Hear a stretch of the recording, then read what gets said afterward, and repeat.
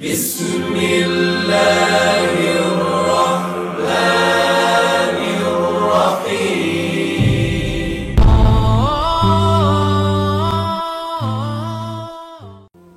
আসসালামু আলাইকুম। সমস্ত প্রশংসা আল্লাহ তাআলার জন্য। তো আজকে আমরা যে সকল বিষয় নিয়ে আলোচনা করব সেটি হচ্ছে ভালো রড চেনার উপায়। আমরা রড সম্পর্কে আলোচনা করব, আর রডের গ্রেড কিভাবে বাইর করতে হয় এবং বাস্তবে আমরা যেগুলো রড দেখি সেই রডের গায়ে কিভাবে লেখা থাকে, সেখান থেকে আসলে কিন্তু ডাইরেক্ট রডে দেখবেন যে গ্রেড লেখা থাকে না। তো রডের গ্রেড কিভাবে বাইর করবেন আর কোন গ্রেডের রড কত ভালো, এইসব নিয়ে আমরা আলোচনা করব। তো আসেন আমরা এইসব বিষয় নিয়ে আলোচনা করি। আজকে আমার ভিডিওর টাইটেলটা হচ্ছে ভালো রড চেনার উপায়। 72 গ্রেড অথবা 60 গ্রেডের রড বলতে কি বোঝায়? রডের গায়ে 500 ডব্লিউ অথবা 400 ডব্লিউ বলতে কি বোঝায়? তো এখন আসেন ফার্স্টে জানেন এমএস রড বলতে কি বোঝায়। এমএস বলতে হচ্ছে mild steel, medium carbon steel. Rod 3 ধরনের হয়ে থাকে, একটা low carbon steel, medium carbon steel, high carbon steel. আরেকটা জিনিস এখানে বলে নিই যে রড আমাদের যেগুলো থাকে 40 গ্রেড, 60 গ্রেড, 70 গ্রেড, এগুলো নিয়ে আলোচনা করব। তবে সাধারণভাবে একটা জিনিস বলা হয়, 40 গ্রেডের রডগুলো সহজে বেঁকানো যায়, 60 গ্রেডের রডগুলো এটা সহজে বেঁকানো যায় না, আর 70 গ্রেডের রডগুলো এগুলো হচ্ছে বেঁকানো যায় না, একটু বেঁকাতে গেলে ভেঙে যায়। তো মোটামুটি আসেন এখন আসি রডের গ্রেড বলতে কি বোঝায়।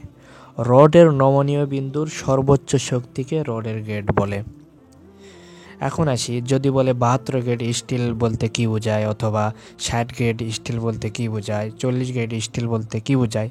তো আমি যে সংজ্ঞা দিয়েছি এখানেই শুধু আপনার 72 জায়গায় 60 লাগাবেন, 40 লাগাবেন, তাহলেই হবে। তো দেখেন, প্রশ্ন হচ্ছে 72 গ্রেড স্টিল বলতে কি বোঝায়। 72 গ্রেডের স্টিল বলতে রডের নমনীয় বিন্দুর সর্বোচ্চ শক্তি 72 কেএসআইকে বোঝায়। এই কেএসআই বুঝতে হলে আমরা এর পরের অংশে একটু পরে দেখি, তাহলে কিছুটা বুঝতে পারবো। রডের গায়ে যে লেখা থাকে 400 ডব্লিউ বা 500 ডব্লিউ বা 550 ডব্লিউ, এর মানে হচ্ছে মেগা সমান 58,000 পাউন্ড। পিএসআই হলো পাউন্ড পার স্কোয়ার ইঞ্চ। আমরা জানি 1 কিলো সমান 1000 পাউন্ড। 58,000 না ধরে আমরা 60,000 ধরি, বা কোম্পানি ধরে রডের শক্তি নির্ণয় করে, কোম্পানি 60,000 ধরে শক্তি নির্ণয় করে, তো আমরা 60,000 ধরছি। রডের গায়ে লেখা থাকে 60 গ্রেড, এর মানে হচ্ছে 60 কিলো বা 60,000 PSI, pound per square inch. তে এত লোড নিতে সক্ষম, এর বেশি লোড নিতে ভেঙে যাবে, অর্থাৎ 60,000 পিএসআই পাউন্ড পার প্রতি স্কোয়ার ইঞ্চির উপর অথবা 1 স্কোয়ার ইঞ্চির উপর 60,000 পাউন্ডের বেশি লোড যদি দেন তাহলে রড কিন্তু বেঁকে যাবে। আর ডব্লু অর্থ হলো ওয়েল্ডেবল, মানে এটি ওয়েল্ডিং করা যাবে, যেগুলোতে ডব্লু লেখা থাকে। অনেক সময় রডের গায়ে টিএমটি বার লেখা থাকে, এর অর্থ হলো থার্মোমেকানিক্যাল ট্রেডেড, বাংলা অর্থ হলো তাপ যান্ত্রিক চিকিৎসা বা কৌশল। কিছুই বোঝেন নাই তো? এবার আসেন বাস্তব নিয়মে একটু আপনাদের বোঝাই। এটা শুধু আমি পড়ে দিলাম, আর আর্টিকেল যদি পড়তে চান আপনারা অবশ্যই আমার নিচে দেওয়া ওয়েবসাইট থাকবে, ওয়েবসাইটে গেলে এই আর্টিকেলটা পাবেন, আপনি আরও বিস্তারিত আর্টিকেলে লেখা থাকে। তো আসেন এরপর যেটা আমরা দেখব সেটাতে আপনারা ডিটেলস বুঝতে পারবেন। ডিটেলস বলতে আমরা সাধারণভাবে যখন রডের গায়ে লেখা থাকে দেখবেন সব কিছু রডেই, এখানে এম কে থাকতে পারে, অন্য কিছু থাকে। ক নাম্বারে দেখেন, ক হচ্ছে এম কে স্ল্যাশ 500 বা স্ল্যাশ হচ্ছে ডব্লিউ স্ল্যাশ 16 এরমকে থাকে, অথবা দেখবেন খ নম্বরে আনোয়ার 415 ডব্লিউ 20। এর অর্থগুলো কি? এম কেও থাকতে পারে, আনোয়ার থাকতে পারে, আরও কিছু নামের আগে থাকতে পারে, কিন্তু পরেরগুলো মোটামুটি ঠিক থাকে। আর লাস্টে দেখবেন 16 জায়গাত 8 থাকতে পারে, 12 থাকতে পারে, 16 থাকতে পারে, 20 থাকতে পারে, 25 থাকতে পারে, 32 থাকতে পারে। তো আসেন এগুলোর মানে একটু জেনে নেই। ক নাম্বারে আমি দিয়ে বোঝাচ্ছি। ক নাম্বারতে দেখেন এমকে বলতে কোম্পানির নাম বোঝানো হয়েছে। এখানে আনোয়ার বলতেও কোম্পানির নাম বোঝানো হয়েছে। আর 500, এই 500 বলতে হয়েছে, বা 500 MPa সংক্ষেপে বলা হয়। আর 1 MPa সমান 145 PSI। পিএসআই এর মূল অর্থ হচ্ছে পাউন্ড পার স্কোয়ার ইঞ্চ। এগুলো একটু মুখস্থ রাখবেন, কারণ পরবর্তীতে ম্যাথমেটিক্স করতে এগুলো লাগবে। Pound per square inch. এরপর দেখেন আবার 1 কেএসআই, যেটাকে বলা হয় kilo pound per square inch সমান 1000 PSI। অর্থাৎ 1000 PSI সমান 1 কেএসআই, এটাও মনে রাখবেন। তাহলে প্রথমে দেখেন 1 MPa সমান 145 PSI, আর 1000 PSI সমান 1 KSI, এটা মনে রাখতে হবে। এরপর দেখেন W সমান ওয়েল ডাবল, যে W লেখা রয়েছে এখানে। তারপরে দেখেন 16 সমান 16 mm রড। এখানে 16 বাদে 8 থাকলে 8 mm রড, বা 20 থাকলে 20 mm রড। এখন আসেন 500 W মানে এটা কত গ্রেডের রড তা কিভাবে বুঝবো। এখন দেখেন 500 গুণন 145, যেহেতু 500 W সমান 500 MPa, আর 1 MPa সমান 145। এই জন্য আমরা কি করব, 500-র সাথে 145 গুণ দেব, দিলে হচ্ছে 72,500 PSI আমরা পাবো। তো এই 72,500 PSI সমান কিন্তু দেখবেন 1000 PSI সমান, আমি বলছি 1 KSI। তো 1000কে আমরা যদি ভাগ দেই 72,500 দিয়ে 1000, তাহলে 72.5 KSI, যেটাকে কোম্পানি 72 গ্রেড রড বলে থাকে। তো নিচের যেটুকু দেখছেন এই সামান্য 500 ডব্লু মানে এটা কত গ্রেডের রড তা কীভাবে বুঝবো। শুধু এই 2 লাইন আপনার সূত্র মুখস্থ রাখবেন। আপনাদের ওখানে 500 দেওয়া থাকুক ডব্লু, অথবা 400 দেওয়া থাকুক, অথবা 415 থাকুক না কেন, যেটাই থাকুক না কেন, তার সাথে আপনারা 145 দিয়ে গুণ করবেন। অত বোঝার দরকার নাই। করে আপনারা 72,500 PSI পাবেন। এই PSIকে 1000 দ্বারা ভাগ করবেন, যেটা KSIতে যাবে, কিলো পাউন্ড স্কোয়ার ইঞ্চে যাবে। তাহলে আপনার 72 গ্রেডের রড পাবেন। অর্থাৎ এই 72.5 KSI দ্বারা বোঝানো হয়েছে যে প্রতি স্কোয়ার ইঞ্চে 72.5 কিলো পাউন্ড লোড দিলে, লোড দেওয়ার পরে এর বেশি যদি লোড হয় তাহলে সেটা ব্যাকে যাবে, এর আগে ব্যাকবে না। আর 415 যেটা দেখছেন এটা বাইর করবেন, এটা মেবি 60 গ্রেডের রড আসবে। এইভাবে হিসাব করলে চলে আসবে। তো এরপরে আসেন আমরা পরের স্টেপে একটু যাই। পরের স্টেপে কি বলা হচ্ছে, ভালো রড চেনার উপায়। এখন আমরা রড কিন্তু বাইর করার নিয়ম জেনে গেছি যে কিভাবে আমরা রডগুলো বাইর করব। এখন আসি আমাদের রড তো ভালো কিনা এটা কিভাবে চিনব। মাঠ পর্যায়ে একটা পরীক্ষা তো আছে অবশ্যই।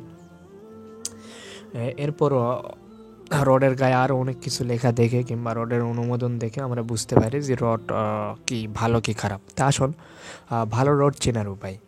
ভবন তৈরিতে নিম্নমানের রড ব্যবহার করলে তাতে ভূমিকম্প বা প্রাকৃতিক দুর্যোগের ঝুঁকির পরিমাণ বেশি, কিন্তু ভালো রড ব্যবহারের কোনো বিকল্প নেই। ভালো রড ব্যবহার করলে ভবনের ঝুঁকির পরিমাণ কমে যায়। এজন্য রডের মান নিশ্চিত হয়ে তবে রড কেনা জরুরি। বাজারে এখন 3 মিলিমিটার থেকে শুরু করে 4, 5, 8, 10, 12, 16, 20 ও 25 মিলিমিটার পর্যন্ত বিভিন্ন রড পাওয়া যায়। তবে ভবন তৈরিতে সাধারণত 3 ধরনের রডের ব্যবহার দেখা যায়। পাইলিং, স্ল্যাব, বিম বা কলাম তৈরিতে এক এক ধরনের রড ব্যবহার করা হয়। তবে যে রড কংক্রিটের সঙ্গে ভালো বন্ধন তৈরি করতে পারে সেই রড ভালো। বাজারে 40 গ্রেড, 60 গ্রেড ও 72.5 গ্রেড পর্যন্ত রড পাওয়া যায়। 40 গ্রেডের রড এখন খুব কম ব্যবহৃত হয়। ভবন তৈরিতে সাধারণত 60 গ্রেডের রডই বেশি ব্যবহার হচ্ছে। 72.5 গ্রেডের রড হচ্ছে এক্সট্রিম গ্রেড।